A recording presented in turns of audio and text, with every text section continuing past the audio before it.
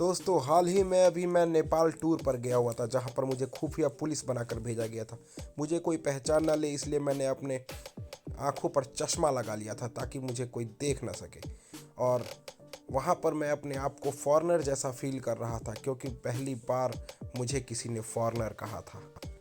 जब मैं ticket counter पर पहुँचा तो टिकट काउंटर वाले ने मुझे कहा कि फॉरेनर्स के लिए 80 रुपये की टिकट है, जबकि स्थानीय लोगों के लिए 40 रुपये की। मुझे बड़ा गर्व फील हुआ और मैंने 80 रुपये वाली टिकट ले ली, लेकिन गेट पर ही टिकट को फाड़ दिया गया। मुझे बड़ा अफसोस हुआ कि ये 80 रुपये की टिकट मैंने फाड़वाने के लिए तो नहीं ली थी। डेविस फॉल दिखाने के बहाने उन्होंने हमको दूध वाला सागर दिखा दिया, जहाँ से दूध की नदियाँ बह रही थी। जी हाँ दोस्तों, यहीं से हमारे घरों में दूध जाता है।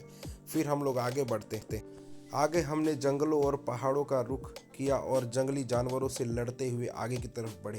तभी मेरे दोस्त ने कुछ देखा और बताया कि अगर हम इस रेलिंग के पार जाएं तो शायद कोई एनाकोंडा या कोई डायनासोर हमें खा सकता है। अंत में जाकर के हमें वो फूल मिल गया जिसकी हमें तलाश थी। कई एनाकोंडा से लड़ाई करने के बाद हमने वो फूल हासिल किया और अपने रास्ते में आगे बढ़ चले। जंगलों का सफर बड़ा खतरनाक था, कहीं शेर और कहीं भालू की आवाज आ रही थी। हमें एक मंदिर दिखाई पर महात्मा बुद्ध ने मुझे कुछ इशारा किया। मैं कुछ समझ नहीं पाया। टोपी और चश्मा लगाए हुए शाहरुख खान की बात मैं बहुत जल्दी समझ गया और मैंने अपना कैमरा बंद कर दिया। आगे की तरफ बढ़े तो मैं भोले शंकर के पास पहुंचा, जहां पर मैंने देखा कि शिवलिंग पर भोलेनाथ की तीसरी आंख खुली पड़ी है और भोलेनाथ ध्यान में मग्न है। भोलेनाथ के चारों तरफ किसी ने भाले घोंप रखे थे। शिवलिंग को देखकर मेरा मन प्रसन्न हो गया और मैं भोलेनाथ से मिलने जा पहुंचा।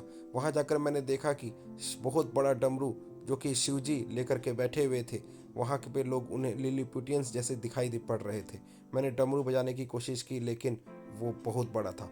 बाद में पता चला कि यहाँ पर सभी लोग छोटे छोटे आकृति के हैं और मुझे रास्ते में एक भालू दिखा। भालू को मैंने हाय करके आगे बढ़ा और आगे समुद्र में मैंने एक्वामैन को देखा।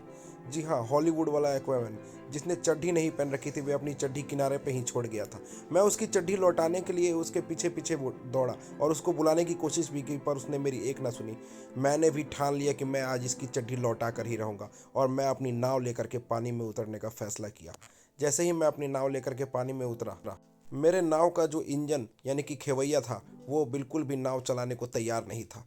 मेरे को लगा कि इंजन में पेट्रोल की कमी है और मैंने अपने दोस्त को उस इंजन में पेट्रोल डालने को कहा। जैसे ही इंजन में पेट्रोल पड़ा, उसकी अंदर चुलबुली सी हुई और उसने बहुत ही तेज़ी से एक्शन लिया और अपनी नाव को बहुत तेज़ी से आगे बढ़ाने लगा।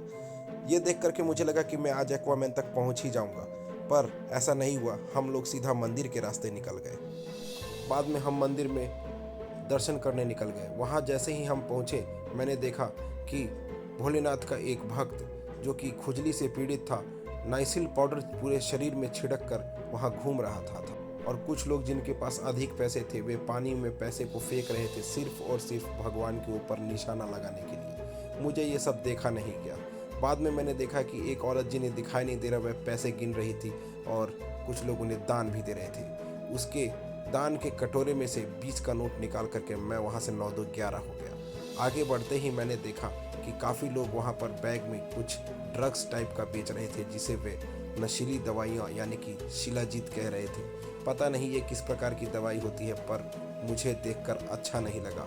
काफ़ी लोग उन्हें खरीद भी रहे थे। अब भोलेनाथ का दर्शन करके जैसे ही हम लोग बाहर निकले, बहुत सारी मधुमक्खियों का झुंड आया और हम पर हमला कर दिया। मधुमक्खियों का झुंड इतना ज़्यादा था कि हम लोग को वहाँ से जल्दी निकलना पड़ा।